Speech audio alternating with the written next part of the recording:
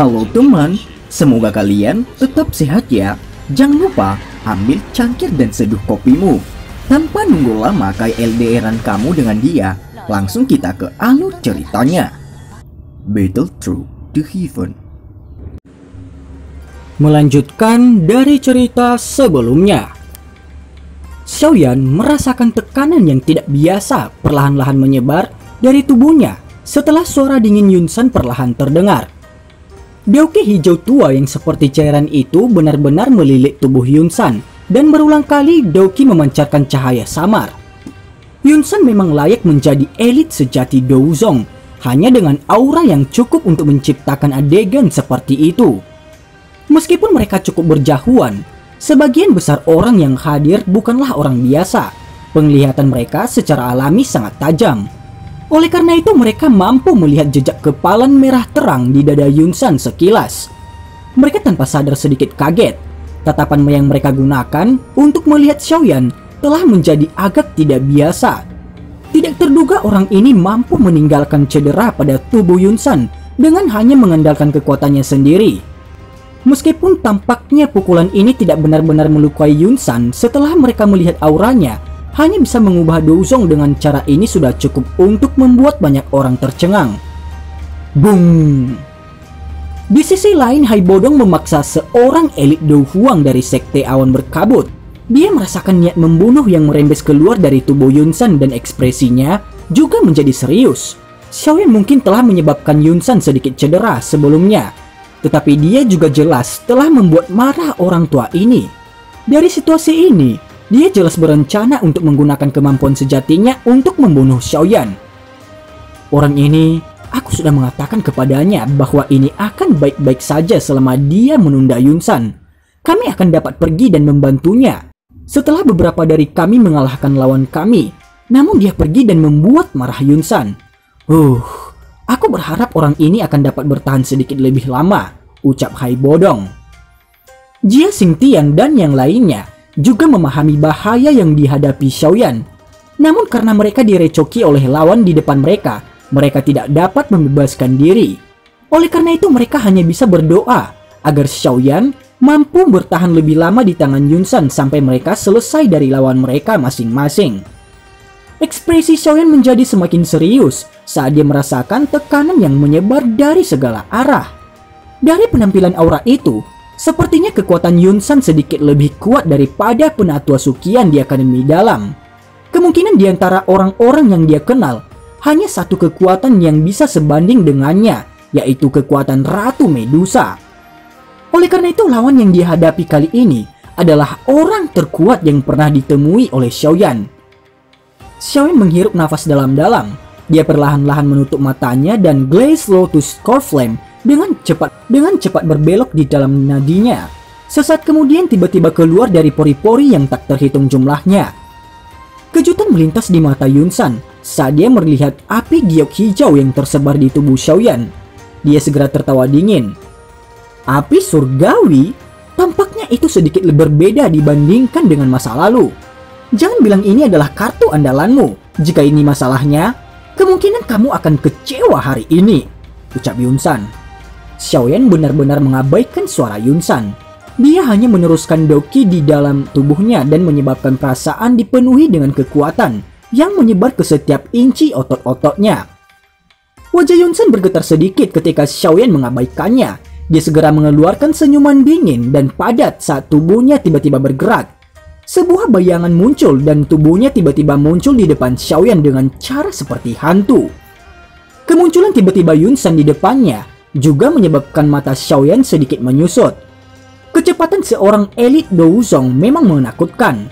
Dari tampilan manuver instan Yunsan, itu mungkin bahkan lebih cepat daripada ketika Xiaoyan bergerak dengan seluruh kekuatannya. Pikiran ini terlintas di dalam hati Xiaoyan, tetapi tangannya tidak lambat. Penguasa yang berat bergerak bersama dengan hati Xiaoyan. Boom! Ekspresi Xiaoyan berubah sedikit ketika penguasa berat itu memantul. Namun Yunsan tidak menunggu Xiaoyan melakukan serangan balik. Tangannya melengkung ke dalam seperti bentuk cakar dan meraih di tempat di mana hati Xiaoyan berada dengan kecepatan seperti kilat. Dari tampak dari momentum itu, Kemungkinan serangannya akan menembus dada Xiaoyan dan mengambil hatinya jika dia diserang oleh serangan seperti itu. Meskipun Xiaoyan memiliki kecepatan sayap yang dilapiskan, dia tidak dapat menghindar dari serangan jarak pendek seperti itu. Namun untungnya pengalamannya dalam hal pertempuran fisik jarak dekat sangat luar biasa. Dia segera bertindak saat tangannya diperketat menjadi kepalan tangan dan dengan kasar memukul cakar tangan Yunsan. Tangan Yunsan hanya bergetar ketika keduanya bertabrakan. Kulit di lengannya terpelintir aneh, menyelesaikan kekuatan di kepala Xiaoyan. Cakar tangannya tampak seperti ular berbisa yang membuka mulutnya karena dengan kejam menggigit tinjunya. Kuku tajamnya membawa beberapa jejak darah berwarna merah terang. Hasil ini adalah karena Xiaoyan memiliki tubuh yang kuat dan perlindungan Daoqi. Jika telah menjadi orang biasa, sepertinya seluruh kepalan tangannya akan terputus. Rasa sakit yang ditularkan dari kepalan Xiaoyan menyebabkan matanya berkedut. Namun dia tidak panik meski sedikit. Dia memutar tinjunya dan 5 jari itu menyebar. Berubah dari pukulan ke dorongan karena memblokir serangan yang dia terima dari Yunsan. Bahkan Yunsan kaget ketika dia melihat jarak dekat dan berlatih jarak jauh yang canggih ini. Dia segera tersenyum dingin karena kedua tinjunya menyerang. Selama serangan ini, ia kadang-kadang menggunakan telapak tangannya dan kadang-kadang menggunakan tinjunya. Berbagai posisi menyerang semuanya berada di ujung jari Yunsan. Selain itu mereka memiliki dukungan dari Daoqi yang sangat kuat untuk mengaturnya. Xiaoyan dan Yunsan menukarkan 10 serangan kilat dalam waktu sepersekian detik. Tinju dan telapak tangan mereka ditukar oleh kedua belah pihak dengan serangan mereka yang sangat tajam. Cukup cedera serius akan muncul jika seseorang ceroboh.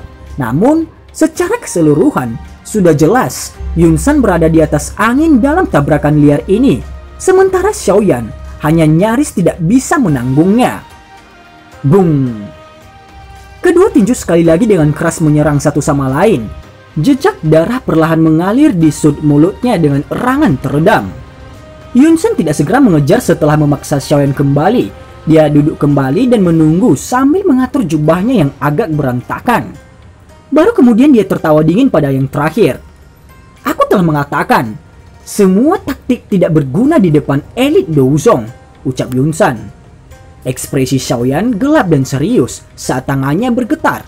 Penguasa Xuan besar muncul dan Daoqi di dalam tubuhnya mengikutinya dan menjadi keras. Akhirnya itu mengalir ke tubuh penguasa ini seperti air banjir. Dengan menuangkan Daoqi yang kuat ini, penguasa berat berwarna hitam itu segera berubah hijau giok.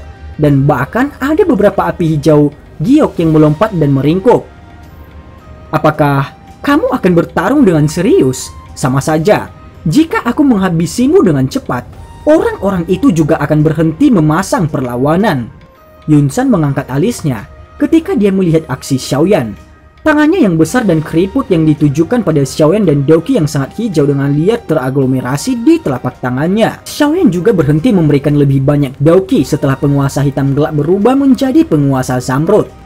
Tangannya memegang erat penguasa Xuan berat itu dan gemetar. Api pemecah tsunami!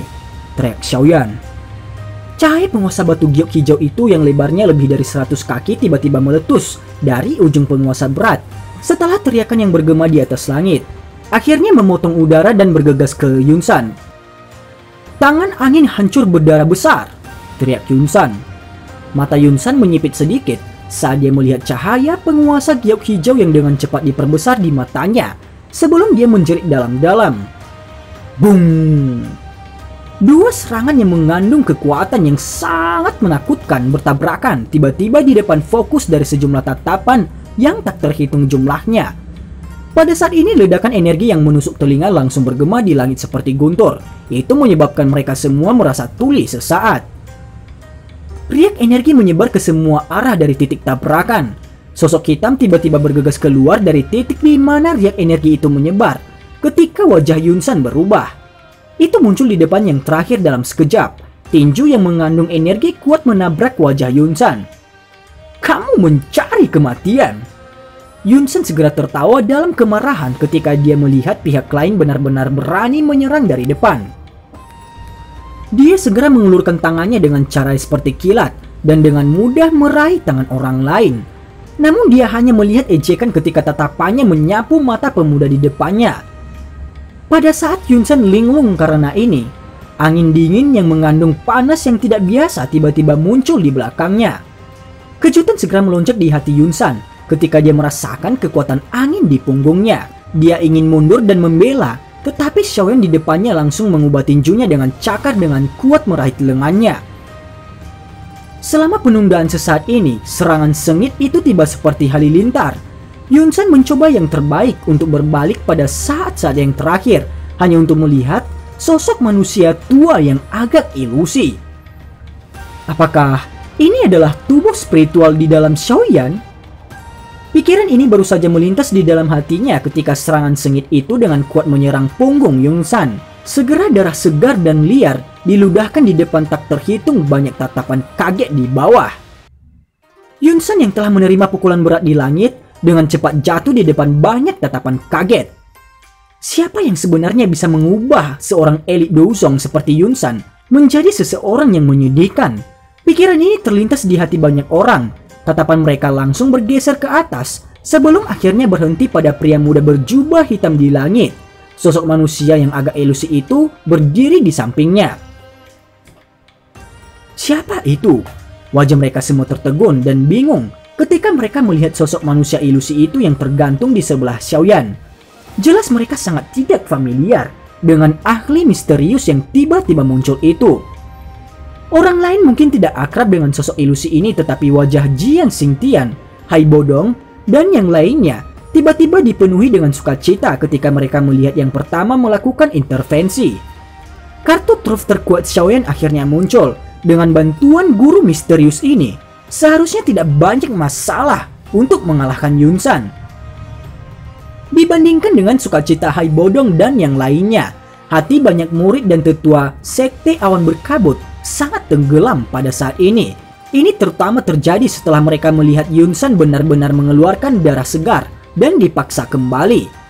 Sebuah kegelisahan langsung muncul di dalam hati mereka, menjadi pilar dari Sekte Awan Berkabut.